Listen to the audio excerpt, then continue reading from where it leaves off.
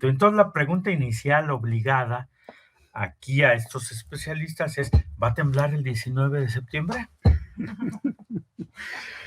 Yo diría que sí, porque si uno entra al Servicio Sismológico Nacional, está temblando todo el tiempo, todos los días, ¿no? Es algo muy normal, como tú lo dices, vivimos en un país altamente sísmico. Cuando se rompe la corteza. Entonces, este rompimiento igual libera energía y esa energía se va a ir viajando, disipando dentro de la tierra y cuando llega cerca a nosotros lo sentimos como temblores, ¿no? Yo he preguntado en escuelas, a nivel incluso familiar, si saben qué hacer en caso de sismo y para mi gran sorpresa no saben qué hacer. Tampoco nuestros alumnos en las clases que damos y eso para mí me trajo una preocupación, pero también una iniciativa desde el año pasado.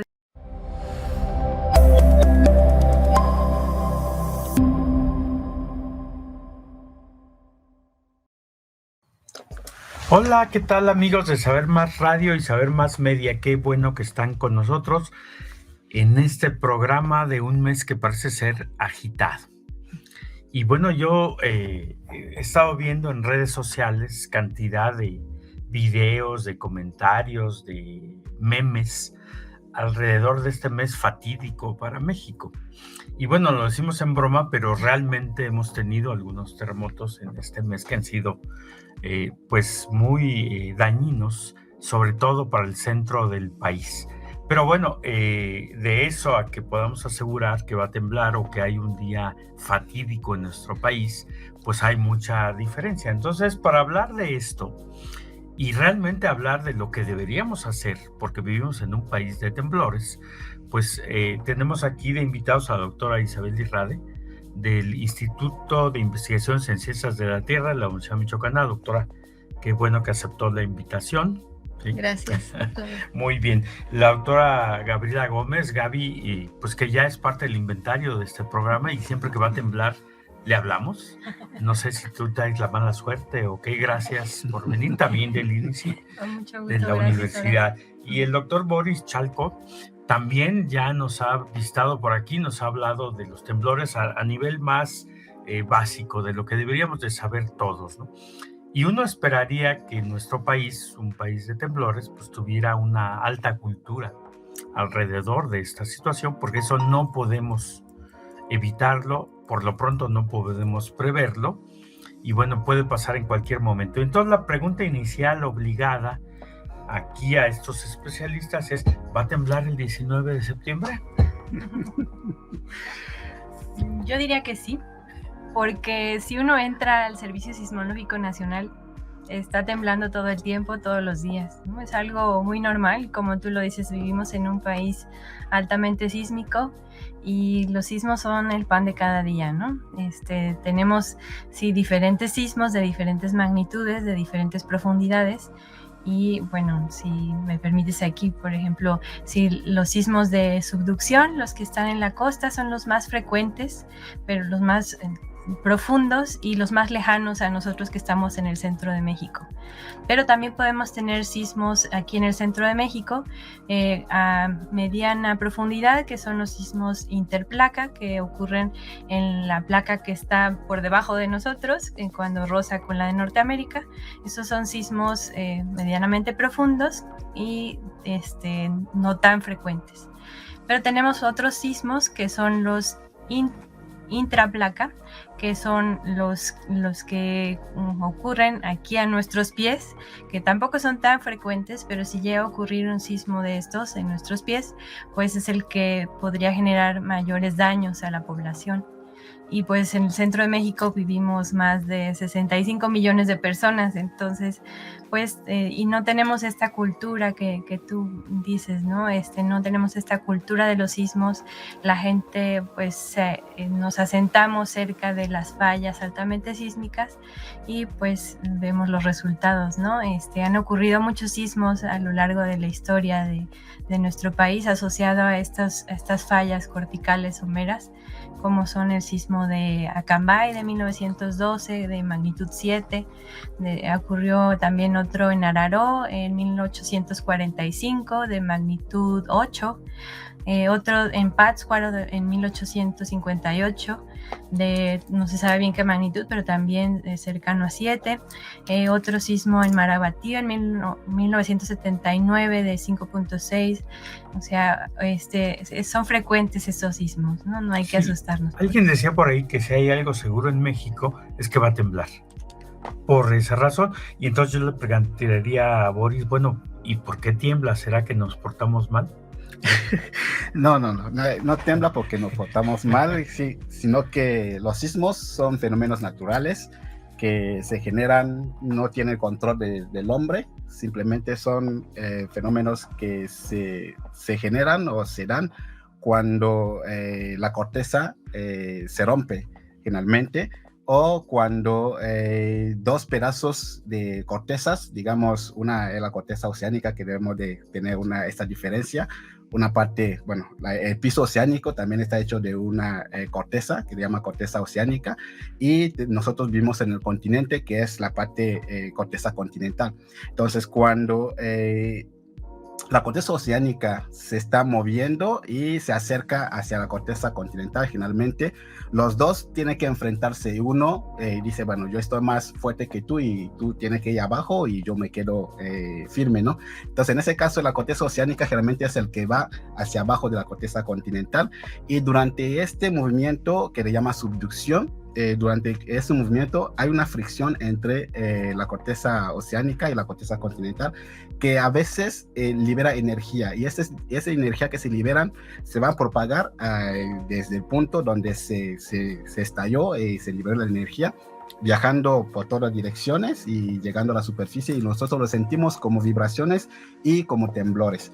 Sí, también esos temblores pueden ocurrir en otra parte del mundo, no forzosamente en la zona de subducción simplemente, pero también, como mencionamos al principio, cuando se rompe la corteza. Entonces, este rompimiento igual libera energía, y esa energía se va a ir viajando, disipando dentro de la Tierra, y cuando llega cerca a nosotros lo sentimos como temblores, ¿no? Entonces, uno de los ejemplos, por ejemplo, aquí estamos hablando de África ahorita con un tema diferente de los sismos, y en África, por ejemplo, en la parte este de África, tenemos ahí un sistema de fracturas y que le llama el rift este africano. Entonces, los rifts son también un sistema de apertura o estructuras geológicas que se forman cuando la corteza se rompe y se va como alejando para crear un espacio entre los dos. Entonces, en el momento que se rompe, entonces se genera una vibración fuerte igual. Entonces, estas fracturas pueden ser muy profundas, como pueden ser someras, como le estaba comentando Gaby hace ratito. Entonces, hay sismos que se van desde muy profundos. Entonces, si esta fractura es muy profunda, entonces vamos a tener un sismo muy profundo, que también las vibraciones van a llegar a la superficie y causando todos los... digamos, el desorden que podemos observar con los sismos, ¿no? Entonces, sí, el sismo sí puede ocurrir, es natural, no es porque nosotros le hacemos algo malo a la Tierra o a los dioses, sino que son fenómenos naturales. Ni tampoco porque nos portimos mal. Hay que pensar que la Tierra actual no es como era, ¿verdad? Que este es un planeta muy dinámico, que se mueve. Eventualmente, hace muchísimo tiempo, las masas continentales formaban un solo cuerpo. Se partió y empezó a moverse. Sí. O sea que no éramos ilegales en ningún lugar, ¿no? Realmente pues éramos aquí cuates, ¿no? Bueno, no existía la humanidad, ¿no? Pero esto va a seguir ocurriendo, es decir, México se va a ir alejando cada vez más de la parte europea y acercando a la parte asiática, lo cual me da cierto gustito. Pero México está en una posición peculiar, donde confluyen todas estas placas. Además, el propio terreno no es tan sólido como nosotros suponemos, ¿no? O sea, también se mueve dentro, decía Gaby, las famosas fallas y todo ese tipo de cosas. Además de todo este tipo de cosas, bueno, también hay fenómenos que nosotros hemos inducido, eso sí, ¿no? Deslizamientos de tierra, crecidas, hundimientos, todo ese tipo de cosas que complican el asunto. La pregunta es si nosotros no podemos prever por lo pronto un sismo, pero sí podemos hacer algo para moderar los daños, ¿no? Doctora, ¿estamos preparados? Porque, bueno, pues en un país de temblores deberíamos saber todo de los temblores, ¿no? Yo he preguntado en escuelas, a nivel incluso familiar, si saben qué hacer en caso de sismo, y para mi gran sorpresa, no saben qué hacer.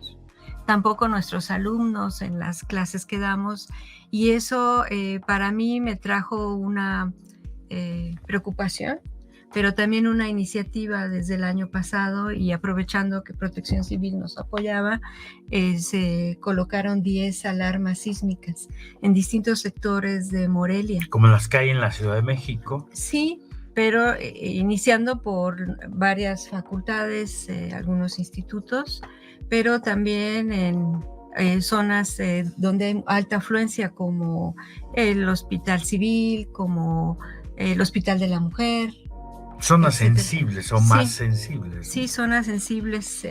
Y es importante entonces que nosotros, como Instituto de Investigaciones en Ciencias de la Tierra, empecemos a difundir, pero ya de una manera más directa, de qué hacer en caso de sismo, no solo en el simulacro cada año, sino que tengamos ya una comunidad educada y preparada, no solo aquí en la universidad, sino que esto merme hacia sus comunidades, que es la idea final, ¿no? Apoyar a las poblaciones más sensibles. Sí, esto es muy importante. En un ratito vamos a mandar a la pausa y tal vez la segunda parte hablemos ya específicamente de qué debemos hacer, ¿no?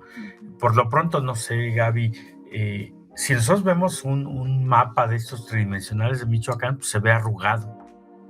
Y eso también hace que tiemble más, por ejemplo, que Nuevo León, ¿no? O que Coahuila. Claro, como mencionabas, de que México en general es un país, bueno, todo el mundo es un país, es un planeta dinámico, y México pues es muy complejo, ¿no? En cuanto al ambiente tectónico en el que nos encontramos, el choque entre la placa del Pacífico, que es donde se subduce la placa de Cocos y Rivera por debajo de la de Norteamérica, eso hace que en las costas de Michoacán tengamos la Sierra Madre del Sur. Tenemos ahí formación de montañas y tenemos ahí muchas fallas que hacen, pues todos estos sismos son los que pues el reflejo de que están chocando. Como en Cualcomán recientemente, ¿no? Sí, esos terremotos en esa zona, ¿no?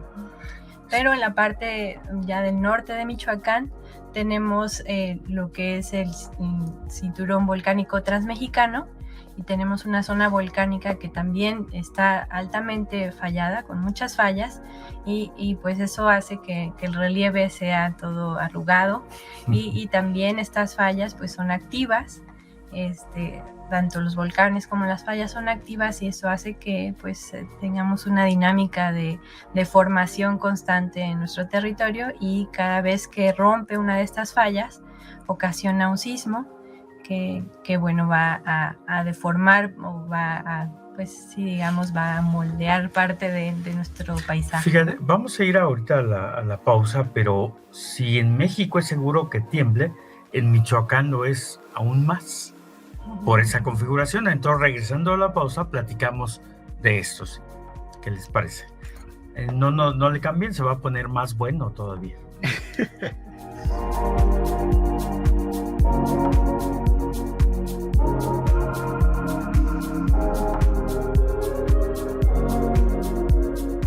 Muy bien, amigos de Saber Más Radio y Saber Más Media, qué bueno que se quedaron con nosotros, porque está temblando todos los días en este país, y eventualmente va a temblar. No sabemos si va a ser muy leve, si va a ser muy intenso.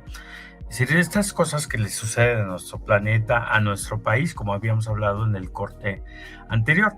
Ahora, no podemos predecir un sismo o anticipar un sismo, aunque sabemos que va a temblar. Determinar la hora, la magnitud, no lo podemos hacer. Todavía espero que algún día tengamos la tecnología. Pero si vivimos en un país de sismos, uno supondría que es una necesidad estratégica contar con sismógrafos y contar con la alarma sísmica. En la Ciudad de México vemos que ha funcionado bastante bien, pero bueno, todavía hay dudas en la población respecto a por qué esta ocasión no sonó, por qué yo percibí el sismo y pues la alarma no sonó, entonces quiere decir que no sirve. Entonces a mí me gustaría si nos pudieran hablar de ese punto, ¿no? ¿Qué es una alarma sísmica y qué tipo de cosas detecta y qué cosas o no detecta o no ni siquiera ya vale la pena? Gaby nos decía, a veces el temblor se da debajo del suelo por toda la ciudad y pues si suena la alarma y además está temblando, pues va a ser más horroroso todavía el asunto, porque ya no hay nada que hacer, ¿no?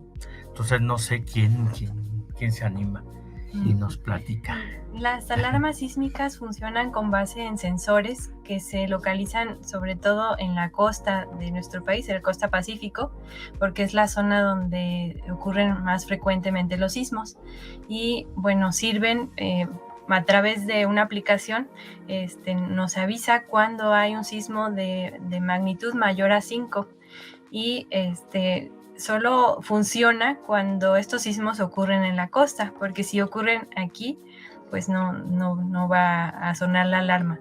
Y funciona porque estamos a más de 300 kilómetros de la costa, entonces nos da tiempo a que evacuemos. Las ondas sísmicas tardan en viajar más de 1 minuto, depende de la zona en la que como esté si yo aventara temblando. una piedra al agua, Exacto. al lago, se forman las ondas y veo que tardan un tiempo en llegar a cierta distancia, ¿no? Sí. Acá la Tierra está haciendo exactamente eso, ¿no? Se mueve como gelatina hasta acá, ¿no? Entonces esas ondas sísmicas van viajando desde la costa hasta donde estamos y entre más distantes estemos de donde ocurre el sismo, más tiempo nos va a dar la alarma para salir o para evacuar y estar en un lugar seguro. A ver, entonces, por ejemplo, en Cualcomán podía haber ahí en Coahuayana un sismógrafo y una alarma sísmica en Cualcomán, pero la verdad la distancia es tan corta que prácticamente hubiera sido casi simultáneo, ¿no? El sismo, entonces no hubiera servido, más bien protege a los que tenemos tierra adentro. Sí. No quiere decir que no tomemos medidas con la costa, pero ahí hay que tomar otro tipo de medidas, ¿no? Pero eso también depende la llegada de la onda del tipo de estratos que tenemos, de capas de la tierra que hay en subsuelo, pero también si hay agua y arcillas. Cuando tenemos agua y arcillas, como fue en el caso de la Ciudad de México o de aquí de Morelia, en algunas zonas que fueron lagos, entonces esta onda se amplifica. Y al amplificarse, pues ya venía con una energía más reducida y se incrementa esta energía por efecto de esta agua y de las arcillas. Que lo podemos ver, por ejemplo, con ciertos materiales que son, digamos, como geles, que un pequeño movimiento se amplifica. Eso es. Ahí se mueve mucho más. Ahora, en México, bueno, en Morelia hay un mito, y yo digo que es un mito, de que pues estamos sobre un terreno bien sólido y nos sentimos bien orgullosos, y entonces hay mucha gente que no sale de su casa aunque perciba el terremoto, porque cree que aquí no va a pasar nada porque estamos sentados sobre cantera y rosa, para acabarla de fregar. Bueno, Morelia se construyó sí sobre cantera rosa, que se llama la Inimbrita, que fue motivo de la tesis de Gaby, de hecho, la cantera de Atécuaro, pero después fue creciendo Morelia y se estableció en zonas de lagos, antiguos lagos que ya estaban secos. Nosotros estamos cerca de la Mincita. Estamos, por ejemplo, nosotros, el zoológico de Morelia, bueno, la Mincita, no se diga, eran antiguos lagos, zonas, Tarímbaro, Charo, Queréndaro, Indaparapeo, todos eran grandes lagos. Después se fragmentaron por efecto de las fallas. De hecho, tenemos la falla de Morelia, la más grande, que desplazó casi 200 metros, lo que es Santa María, del centro de la ciudad. Pero hay otros sistemas de fallas que están orientados noreste, sureste, noreste-surú o oeste-oeste, que cortan toda la ciudad y están en zonas lacustres, pero también en zonas donde hay esta famosa cantera. Entonces, que es falso que aquí no pase nada. En las zonas donde más se va a sentir, donde más va a haber daños, pues son las que están más cerca de las fallas y también donde hay más zonas lacustres, ¿no? Por el tipo de suelo, por el tipo de material. Entonces, geológico. no se confíe para nada. Aquí puede tener el mismo efecto un terremoto que en cualquier otro lugar. Depende, además, de dónde ocurra. Si ocurre aquí muy cerca, pues los daños pueden ser incluso mayores. Debajo de nuestro suelo, o así sea muy sólido o lo percibamos muy sólido, pues va a ser una sacudida muy fuerte, ¿no? De hecho, de tiempos prehispánicos, la cultura pirinda ya era testigo de estos sismos y están sepultadas partes de esta cultura sobre antiguos deslizamientos que hubo durante eventos históricos. A mí me en la gusta zona de mucho Morelia, en La la Pala. famosa Loma de Santa María, entre En otras esa loma. cosas, porque nos recuerda la fragilidad. O sea, 200 metros de diferencia nos dice cómo puede ser una sacudida. Y eso, pues, no se detuvo, ¿no? Sigue activo. O sea, puede volver a ocurrir en cualquier momento. Sí, claro.